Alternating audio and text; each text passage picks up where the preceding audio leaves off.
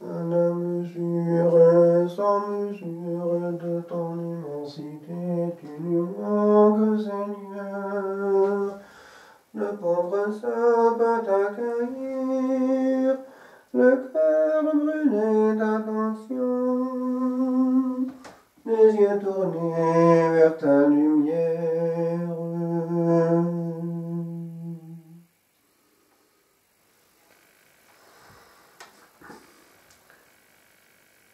Les prophètes étaient libres. Les prophètes étaient vides et donc remplis. Cette élasticité, cette disponibilité totale donnait la place à l'esprit. La structure monastique a été ajoutée pour protéger et codifier l'esprit. Mais il faut que l'esprit y soit. Ces prophètes qui parcouraient le désert n'avaient pas besoin de structure. Saint Jean-Baptiste n'avait pas besoin de structure. Les fondateurs portaient en eux-mêmes la structure embryonique qui, après eux, était codifiée pour sauvegarder l'esprit. Le Seigneur lui-même, quand il envoie ses disciples, donne la protection du Père éternel dans sa providence et invite à être libre lui aussi. Et cet appel nous arrive, la disponibilité. La structure, quand elle ne protège plus, mais opprime, devient un obstacle à l'esprit. Mais ayant dit cela, le péché de la présomption existe aussi. On se croit supérieur à la structure et donc on se fabrique une structure de liberté fausse et dangereuse. Ce n'est pas out, mais et. On entre dans la structure, mais on la rend vivante.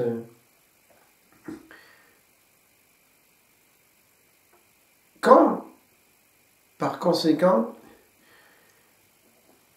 la structure n'est plus la protection à cause d'une conception fausse de liberté, par exemple, quand on ne se rend pas compte des risques d'introduire à l'intérieur de la structure le monde par tout ce qui est bruit artificiel, alors on n'a pas compris la raison d'être de la structure. Quand on met au cœur même d'un monastère une machine qui introduit le monde et rend le monde le centre de l'attention pour un après-midi entier et donc pour une nuit, une semaine dans laquelle la tête est remplie du monde, alors on n'a pas compris la raison d'être de l'existence du moine. Et le chrétien lui-même qui fait la même chose dans la structure de son âme, sans défense contre le bruit et l'invasion du monde, n'a pas compris la vie de la grâce. L'âme a besoin donc de protection. L'âme a besoin de comprendre ce que c'est que le risque d'être trop proche du démon, qui n'hésite pas à entrer dedans et se sert de tous les moyens modernes pour le faire. Et donc, le désert a besoin de sa protection, et le désert même est autour de nous et en nous, si on le veut. Chaque âme a le choix entre le bruit et le saint silence. Je me souviens encore de cette parole trouvée à côté du lit de notre Don Martin. C'était ancienne prière de Célignac, la Chartreuse, où j'étais. Il était père vicaire chez les Moniales, les Chartreuses. Et il savait que ce jour-là, il devait mourir. Il était en bonne santé, paraît-il, et personne ne soupçonnait rien. Mais lui le savait, et il a laissé ce message à la mère prieure, et donc à nous. C'était le secret de la vie intérieure et le saint silence. Et en fait, il parlait très peu. Il était avec Jésus à l'intérieur de son âme. Et donc le reste s'en suivait. Ancré dans le silence immense de la Sainte Trinité, l'âme devient silencieuse et tranquille. L'âme qui est ancrée dans le bruit du démon et du monde est agitée, contaminée et n'arrive pas à goûter le saint silence, n'arrive même pas à le supporter. Elle le fuit par tous les moyens à sa disposition, même jusqu'à la mort, elle le fuira. Tous les saints, tous les amis de Jésus, toutes les âmes intérieures ont gravité vers le saint silence, physiquement et spirituellement. Et donc, c'est pour cela que la structure existe. Bien compris, on a besoin de silence et de structure, mais l'âme doit la créer, cette structure. Demandons cette grâce aujourd'hui de créer le désert, de savoir écouter, regarder, sentir. Autrement, la vie passera à faire tant de choses sans rencontre.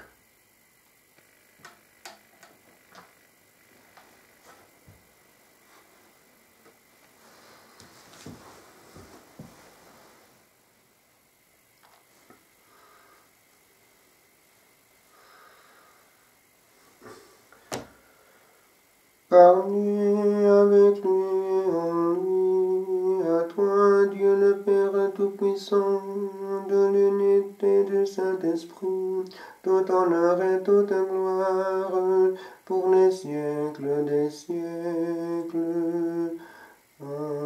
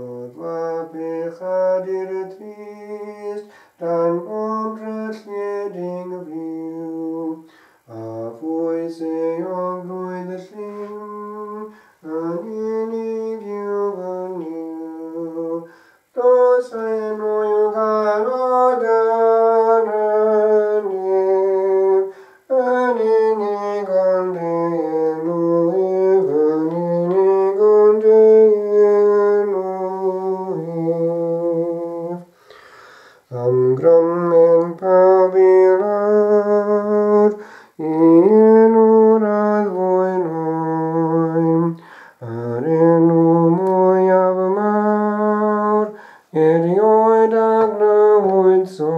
Sion, Claude Maune Pan Charbri, Mobithien